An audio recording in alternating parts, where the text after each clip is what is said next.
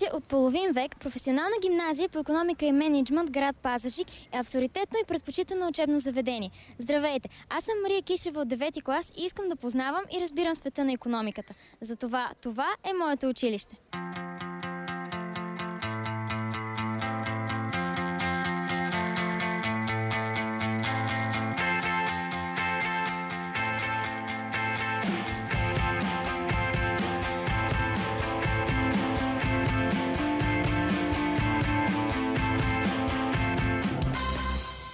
Изучавам икономическа информатика. Спрях се на нея, защото след като кандидатствах след 7-ми клас, единственото ми желание беше това училище и тази специалност.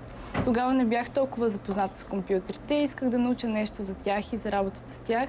Точно за това избрах тази специалност, защото тук смятам, че мога да получа необходимите знания. В днешно време компютрите и информационните технологии придобиват едно първостепенно значение. И смятам, че живеем в общество, което скоро ще достигне едно високо равнище на развитие и процесите в него ще се осъществяват с помощта на компютрите. Поради тези причини избрах тази специалност, тъй като на практика работим с доста приложни програми.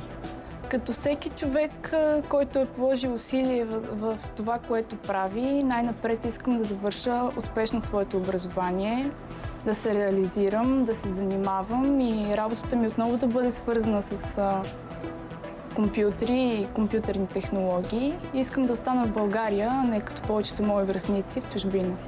Изучаваме икономически дисциплини като счетоводство, икономическа информатика, икономика на предприятието, програмиране. Смятам, че това е моето училище, защото тук получаваме едно качествено компютърно образование, пък и изучаваме доста икономически дисциплини, които ще ми помогнат по-нататъка.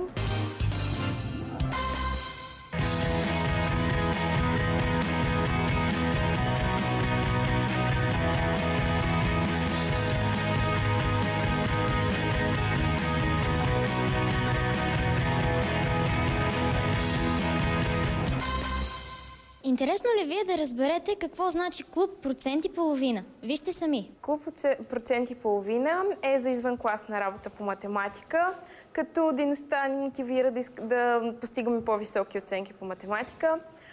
Членството в клуба е свободно и всеки от нас го приема като добавена стойност. Организират се извънкласни и извънучилищни дейности, които запълват свободното ни време. Ежегодно провеждаме математически въркшоп, като темата миналата година беше фрактална геометрия, а тази година е числата на Фибоначи. По този начин търсим и откриваме връзки между математиката, природата и изкуството. Във връзка с направлението международни дейности се срещнахме с сходен клуб в Мадрид. Участието ни в клуба влияе върху нашето развитие и формира личностите ни качества и компетентности. В момента тече подготовка за състезанието математически маршрути, което провеждаме също ежегодно. И това са отборите, които се подготвят. Чрез направлението Активност АП се подготвяме за олимпиади и състезания и тази година имаме първо място на областния кръг на олимпиадата по математика.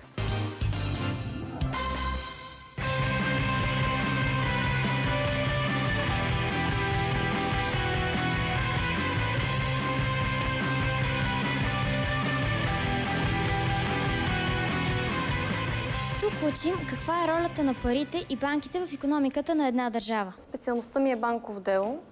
Върху изборът ми повлия факта, че това не е само моето училище, но и училището на моето семейство. Сестра ми и майка ми също са учили тук. Сестра ми преди 2 години завърши същата специалност и сега е студентка. Истината е, че никога не съм си представяла да се занимавам с нещо друго. Друга причина, за да избера специалността банково дело, е факта, че тази област непрекъснато се развива и разраства. Бързо нараства обема и трудоемкостта на управленската дейност, именно защото тази дейност става все по-сложна и многопланова. Това ме мотивира максимално да полагам усилия за усъвършенстване на знанията и уменията, свързани с банковата дейност.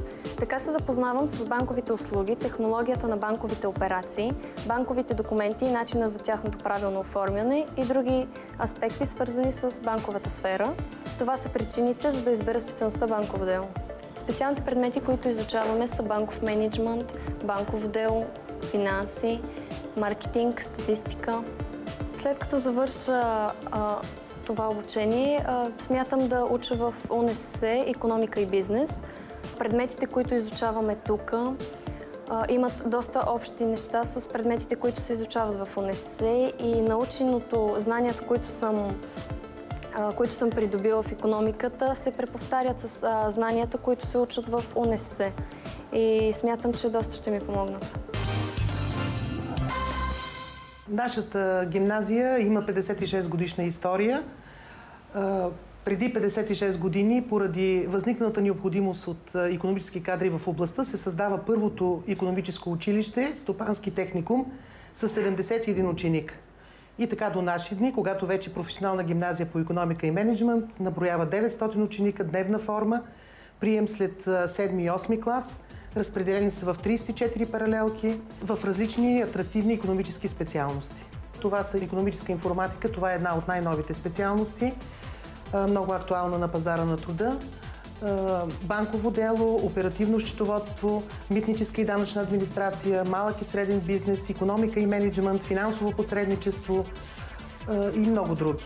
В нашата гимназия и въобще в икономическите гимназии, занаята в тези гимназии, това е счетоводството.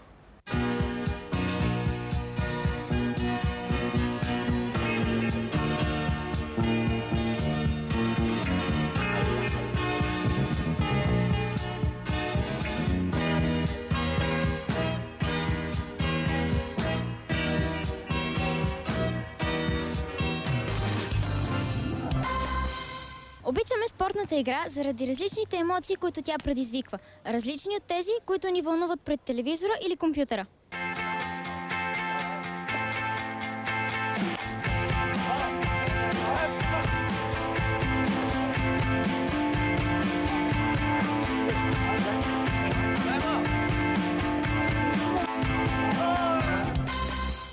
Занимавам се активно с волейбол от 7 години.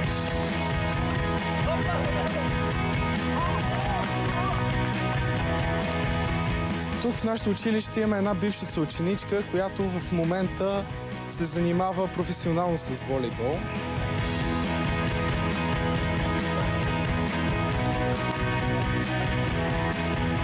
Спортът ми помага да се организирам добре своята самодисциплина и добре да усвоявам своя материал, защото го разпределям правилно.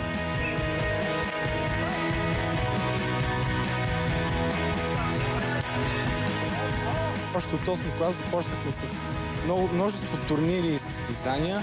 Печелили сме купи, медали и първи места. Тук на областни турнири.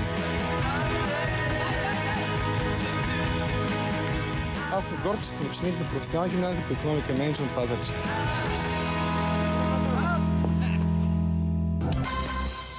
В нашето училище имаме изключително много извънкласни форми на работа. Защото най-ценното в нашето училище това са учениците. Те са мотивирани да имат такива извънкласни форми и наистина ги има, защото интересите на 900 ученика са различни. От една страна са учениците, от друга страна е и перфектният ни колектив от млади амбициозни хора.